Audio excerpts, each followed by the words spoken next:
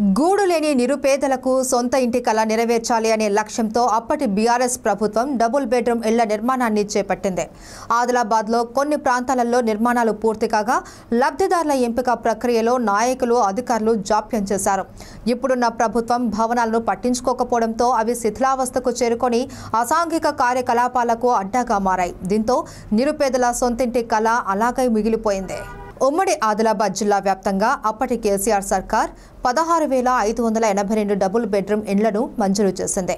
ముందుగా ఆయా మున్సిపాలిటీలో అపార్ట్మెంట్ నిర్మాణ ప్రక్రియను చేపట్టారు. ఇందులో ఆదిలాబాద్కు 4,191 మంజూరు కాగా ఇందులో కేవలం 1,500 ఇండ్లు మాత్రమే నిర్మాణం పూర్తయ్యాయి. ఇంకా కొన్ని నిర్మాణ దశలో ఉండగా మరికొన్నింటికి టెండర్ ప్రక్రియ కూడా పూర్తి కాలేదు. కాగజ్ నగర్ మున్సిపాలిటీలో 480 ఇండ్లకు పనులు ప్రారంభించగా ఇందులో కేవలం 200 ఇళ్ల పనులు మాత్రమే పూర్తయ్యాయి. నిర్మల్ మున్సిపాలిటీ పరిధిలో 6,686 ఇండ్లకు పనులు ప్రారంభించగా ఇందులో కేవలం 10% ఇండ్లు మాత్రమే నిర్మించగా మరో 90% బేస్మెంట్ లెవెల్లోనే ఉండిపోయాయి. ఇక మంచిర్యాలలో 2,225 ఇండ్లకు గాను 500 ఇండ్లు మాత్రమే పూర్తి కాగా కొన్ని నిర్మాణ దశలో ఉండగా మరికొన్నింటికి టెండర్ ప్రక్రియ చేపట్టలేదు. ఇలా 9 ఏళ్ల పాటు బీఆర్ఎస్ పార్టీ ప్రభుత్వ హయాంలో నత్తనడకన పనులు కొనసాగాయి. అయితే నిర్మాణాలు పూర్తయిన కొన్ని చోట్ల ఎన్నికల నోటిఫికేషన్ కు ముందు అప్పటి నాయకులు లబ్ధిదారుల ఎంపికకు హడావుడి చేశారు. డబ్బులు ఇచ్చిన వారికి నేతల బంధువులకు ఇండ్లను కేటాయించినట్లు విమర్శలు వచ్చాయి. ఇక మరికొన్ని చోట్ల లబ్ధిదారులను ఎంపిక చేసిన వారికి ఇండ్లను కేటాయించలేదు. దీంతో పేదవారి సొంత ఇంటి కల కలగానే మిగిలిపోయింది. నా పేరు సాయి తేజ. నేను ఇక్కడ కేఆర్కే కాలనీలో నివాసం ఉంటాను. అయితే జోగురామన్న కానీ అప్పటి బీఆర్ఎస్ ప్రభుత్వం కానీ ప్రజాధనాన్ని వృధా చేసిందంటే దానికి సాక్ష్యం ఈ డబుల్ బెడ్రూమ్ ఇండ్లు. అప్పుడు డబుల్ బెడ్రూమ్లు ఇల్లు కడుతున్నాం, పేద ప్రజలకు ఇస్తామని చెప్పిండ్రు. ఈ డబుల్ బెడ్రూమ్లు కట్టిండ్రు, చిత్తశుద్ధి లేకుండా అట్లనే ఇడిసబెట్టేసిండ్రు. ఎలక్షన్ మూమెంట్లో హడావిడి చేస్తూ లబ్ధిదారులను ఎంపిక చేస్తున్నాం, వాళ్ళకి ఇచ్చేస్తామని చెప్పిండ్రు. ఓడిపోయిన తర్వాత ఆ మాట పోయింది. ఇప్పుడున్న రేవంత్ రెడ్డి ప్రభుత్వం అయినా కానీ దీని మీద చొరవ తీసుకొని ఎవరైతే ఉన్నారో నిరుపేదలకు వాళ్ళకి అందేట్టు చూడాలని నేను కోరుకుంటున్నా, అలాగే డిమాండ్ చేస్తున్నా. వీటికి అప్పుడు డబుల్ బెడ్రూమ్ల కోసం అప్పటి బీఆర్ఎస్ ప్రభుత్వం కొన్ని లక్షల కోట్లు ఖర్చు చేసింది. కానీ ఏ ఒక్క నిరుపేద కుటుంబానికి కూడా అది చెందలేదు. ఇప్పుడు ఇక్కడున్న అసాంఘిక కార్యకలాపాలు చేయడానికి పేకాట ఆడేవారికి స్థావరాలుగా మారినాయి. గంజాయి మత్తులో యువత ఇక్కడికి వచ్చి గంజాయి మత్తులోనే ఇక్కడున్న కిటికీలు కానీ డోర్లు కానీ ధ్వంసం చేసి బయటకెళ్ళి అమ్ముకుంటున్నారు. రేవంత్ రెడ్డి సార్, నేను ఒకటి చెప్తున్నాను, ఇప్పటికైనా చొరవ తీసుకొని వీటిని ఇప్పుడైతే తక్కువలో రిపేరింగ్ అయిపోతుంది, ఇది చేయించి నిరుపేదలకు ఇవ్వండి. మీరు ఇలాగే చూస్తూ ఊరుకుంటే మాత్రం అప్పుడు ఈ డబుల్ బెడ్రూమ్లు కూడా ఇక్కడ మిగలవు. ప్రజాధనం అనేది మొత్తానికి వృధా అవుతుంది. జోగురామన్న చేసిన తప్పు, కేసీఆర్ చేసిన తప్పు మీరు చేయకండి. కాంగ్రెస్ ప్రభుత్వాన్ని నేను ఇదే డిమాండ్ చేస్తున్నాను. ఆదిలాబాద్ మున్సిపాలిటీ పరిధిలోని కేఆర్కే కాలనీ సమీపంలో ఓ చెరువు కుంటలో 700కు పైగా డబుల్ బెడ్రూమ్ ఇండ్లను నిర్మించారు.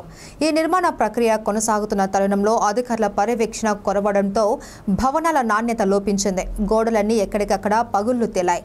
భారీ వర్షాలకు స్లాబ్ల నుండి నీళ్లు లీక్ అవుతున్నాయి. అలాగే పైప్ లైన్లు సక్రమంగా లేకపోవడం, మరుగుదొడ్లను నిర్మించినా వాటికి సీట్లను బిగించలేదు. ఒక్క ఇంటికి కూడా కరెంటు వైర్ స్విచ్ బోర్డులను ఏర్పాటు చేయలేదు. అయినప్పటికీ భవనాలకు రంగులు వేసి గుత్తేదారులు బిల్లులను లేపేశారు. ఇక మావల గ్రామ సమీపంలో నిర్మించిన డబుల్ బెడ్రూమ్ ఇళ్ల పరిస్థితి వర్ణనాతీతంగా ఉన్నాయి. ఈ భవనాలకు డోర్లు, కిటికీలు బిగించలేదు. కనీసం రంగులు వేయకున్న అధికారులు గుత్తేదారులకు బిల్లులు చెల్లించారు. బోడకుంట రాజు 9వ వార్డు. మా కాలనీలో దాదాపుగా మా కాలనీలో సుమారుగా 300 నుంచి 400 మంది కుటుంబాలు రెంటెడ్గా ఉంటున్నాయి. మా కాలనీకి ఆనుకొనే ఇక్కడ డబుల్ బెడ్రూమ్లు కట్టడం జరిగింది.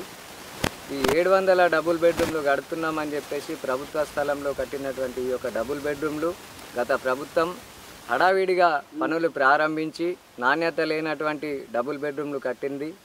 అయినప్పటికీ ఈ యొక్క డబుల్ బెడ్రూమ్లలో ఉన్నటువంటి ఏదైతే కిటికీలు కానీ, వాటికి సంబంధించిన డోర్లు కానీ, వాటికి సంబంధించినటువంటి ఎలక్ట్రిక్ సామాగ్రి కానీ ప్రతి ఒక్కటికి చోరీకి గురైనాయి. ఇంతవరకు సెప్టిక్ ట్యాంకు కూడా కట్టకుండా లబ్ధిదారులను హడావిడిగా జిల్లా కలెక్టర్ గారి ఆధ్వర్యంలో హడావిడిగా లక్కీ డ్రా ద్వారా ఎంపిక చేసి ఇవాళ ఇస్తున్నాం, రేపిస్తున్నాం అని చెప్పిన తప్పితే ఇక్కడ కనీసం ఉండడానికి సౌకర్యంగా కూడా లేదు. అయినా లబ్ధిదారులను ఎంపిక చేసిండ్రు. ఎంపిక చేసినటువంటి లబ్ధిదారులు వచ్చి కూడా నివాసం ఉండడానికి యోగ్యంగా లేనటువంటి డబుల్ బెడ్రూమ్లు, వీటికి మరి రిపేర్ చేయడానికి ఎన్ని డబ్బులు పడతాయో మాకైతే తెలియదు. కానీ ప్రభుత్వం ఇప్పుడు వచ్చినటువంటి ప్రభుత్వమైన 420 హామీలు ఇచ్చినటువంటి రవ్వంతారెడ్డి ప్రభుత్వం ఖచ్చితంగా ఈ యొక్క డబుల్ బెడ్రూమ్ల పైన తగినటువంటి దృష్టి సారించి ఎవరైతే కిరాయికి అద్దె కొంపలలో ఉంటున్నటువంటి పేదవాళ్ళు, మాలాంటి గరీబోళ్ళు ఎవరైతే ఉన్నారో వాళ్ళందరికీ ఈ డబుల్ బెడ్రూమ్లో నివాస యోగ్యంగా ఉండే రకంగా తీర్చిదిద్ది మౌలిక సదుపాయాలను కల్పించి ప్రతి ఒక్కరికి కూడా మేలు చేయాల్సిందిగా ప్రభుత్వాన్ని విజ్ఞప్తి చేస్తా ఉన్నా. పట్టణ కేంద్రాలకు దూరంగా డబుల్ బెడ్రూమ్ ఇండ్లను నిర్మించారు. అప్పటి ప్రభుత్వం లబ్ధిదారులకు కేటాయించడంలో నిర్లక్ష్యం వహించగా ఇప్పటి రేవంత్ రెడ్డి ప్రభుత్వం ఈ డబుల్ బెడ్రూమ్ ఇండ్ల వైపు కన్నెత్తి కూడా చూడటం లేదు. ఇప్పుడు అవి మందుబాబులకు, పేకాట రాయులకు, అసాంఘిక కార్యకలాపాలకు అడ్డాగా మారాయి. ఇనుప కిటికీలు, డోర్లు, కాపర్ విద్యుత్ వైర్లు చోరీకి గురవుతున్నాయి.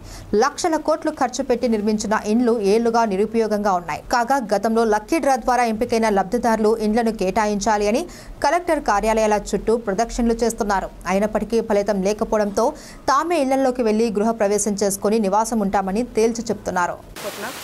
నేను కేఆర్కే కాలనీలో 7th వార్డులో ఉంటాను. మనకు ఇక్కడ గరీబోళ్ళు చాలామంది ఉన్నారు కేఆర్కేలో. అయితే డబుల్ బెడ్రూమ్లు చాలామంది బీద వాళ్ళకి ఇస్తామని హామీలు ఇచ్చారు. అందరి దగ్గర నుంచి ఐడి ప్రూఫ్లు అన్నీ తీసుకున్నారు. రేషన్ కార్డు కానీ, ఆధార్ కార్డు కానీ ప్రతి ఒక్క ఐడి ప్రూఫ్ తీసుకొని ప్రతి ఒక్కరిని ఆశ పుట్టించారు. మీ అందరికీ డబుల్ బెడ్రూమ్లు వస్తాయి. ఆల్రెడీ అందరి పేర్లు కూడా శాంక్షన్ అయినాయి. మున్సిపాలిటీ తరఫు నుంచి ఫోన్లు కూడా వచ్చినాయి. చాలామందికి చాలా సంబరపడ్డారు. అందరు కూడా మాకు డబుల్ బెడ్రూమ్ వచ్చింది, డబుల్ బెడ్రూమ్ వచ్చింది. ప్రభుత్వం మారగానే ఈ హామీలు ఎత్తుపోయినాయి, డబుల్ బెడ్రూమ్లు ఎత్తుపోయినాయి అనేది ఇంతవరకు తెలియలేదు. గరీబోళ్ళందరూ ఎక్కడున్నారు అక్కడే ఉన్నారు. ప్రభుత్వం మారిన తర్వాత ఇప్పుడు ఎవరిష్టం వచ్చినట్టు వాళ్ళు ప్రభుత్వం అందరు కూడా జనాలతో ఆడుకుంటామంటే ఇది పద్ధతి కాదు. ఇప్పుడు అప్పుడున్న ప్రభుత్వం బీఆర్ఎస్ ప్రభుత్వం ఇప్పుడు మారింది కాబట్టి కాంగ్రెస్ పార్టీ ఇప్పుడు నడుస్తుంది. రేవంత్ రెడ్డి అందరు కూడా పైన ప్రభుత్వం ఎవరితుందో వాళ్ళ భరోసా మీదనే ఉన్నారు. అందరు కూడా దయచేసి పెద్ద హడావిడిగా డబుల్ బెడ్రూమ్ కట్టిస్తున్నాము అది ఇది అని కూడా హడావిడి చేసిండు. దగ్గర ఉండేసి డబుల్ బెడ్రూమ్ కట్టించారు. పక్కకి ఇంత చెరువులో నీళ్లు ఉన్నాయి కానీ డబుల్ బెడ్రూమ్లకి నీళ్లు అందలేదు. ఒకసారి మీరు లోపలికి వెళ్ళి వినిపించారు. ఇట్లా దొబ్బితే గోడలు పడిపోతున్నాయి. ఆ ఇంట్లో మనుషులు ఉండేలాగా లేదు. ఈ కిటికీలు కానీ అన్నీ తీసేసుకొని వెళ్ళిపోతున్నారు. తాగుబోతులు ఇక్కడే, పేకాట ఇక్కడే, అన్ని గలీజ్ పనులు జరిగేవి అన్నీ డబుల్ బెడ్రూమ్లలో జరుగుతున్నాయి. మరి పేదవారికి ఎక్కడ మీరు చెప్పిన హామీలు లేవు. పేదవారికి ఎంతోమంది ఇంట్లో అప్లై చేసుకునే వాళ్ళు ఉన్నారు. చాలామంది నేమ్స్ కూడా వచ్చినాయి. ఇంతవరకు ఎవరికి కూడా డబుల్ బెడ్రూమ్లు అందలేదు. కాబట్టి నేను అందరికీ చెప్పాల్సిన విషయం ఇదే. బీద వాళ్ళు చాలామంది ఉన్నారు. వాళ్ళకి డబుల్ బెడ్రూమ్లు అందేలాగా చేయాలి. అలాగే ఇంద్రమ్మ ఇల్లులు అని చెప్తున్నారు. ఇంద్రమ్మ ఇల్లులు ఎక్కడే అండి? ఇప్పుడైతే ఉన్న డబుల్ బెడ్రూమ్లన్నీ సరి చేసుకొని బీద వాళ్ళకి ఇచ్చేస్తే వాళ్ళు ఉంటారు కదా. రెంట్ కట్టుకోలేక ఎంత ఇబ్బందులు పడుతున్నారు. గుడిసెలు వేసుకొని ఉన్నారు ఇక్కడ అందరు కూడా. బయట ఏ ఏరియాని కానీ అఫీషియల్స్ చాలా బాగున్నాయి. ఓన్లీ కేఆర్కే కాలనీలో ఒక్కొక్కసారి వచ్చి చూడండి. అందరు బీద వాళ్ళే గుడిసెలే ఉన్నాయి. ప్రతి ఒక్కరు రెంట్ కట్టుకోలేక ఎంత ప్రాబ్లం క్రియేట్ అవుతుందో మీకు తెలియదు. బాధపడుతున్న వాళ్ళందరికీ బాధ ఏంటో అనేది తెలుస్తుంది. ఒకసారి వచ్చి చూడండి ఏం జరుగుతుంది అన్నట్టు. ఇంద్రమ్మ ఇల్లు తర్వాత ఫస్ట్ ఇక్కడ ఉన్న డబుల్ బెడ్రూమ్లను మంచి చేసి ఇవే ఇచ్చేయండి, చూద్దాం అవుతుందా. ఎన్నో కోట్లు లాస్ చేసి మీరు 50 కోట్లు మళ్ళీ డబుల్ పెట్టేసి ఈ డబుల్ బెడ్రూమ్లన్నీ మంచిగా చేసి బీద వారందరికీ అందేలాగా చేయాలనేసి